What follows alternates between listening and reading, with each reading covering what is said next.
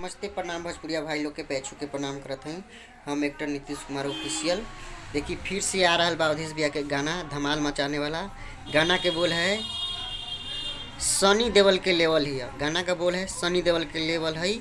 तो ली है जा सुनी जा, कल रिलीज हुई अवधेश प्रेमी ऑफिशियल से। जिसे सब गाना के प्यार दुलार देता नहीं जा, उसे एहू गाना के प्यार दुलार दी जा।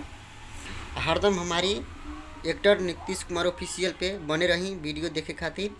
हर क्वालिटी के जो भी गाना रिलीज हुई अवधेश भैया के तो आप सबके सुने के मिली एक्टर नीतीश कुमार ऑफिशियल पे। और जो भी सिंगर के गाना रिलीज हुई तो एक्टर नीतीश कुमार ऑफिशियल से सुने के मिली, एक्टर नीतीश कुमार ऑफिशियल से सुने के मिली।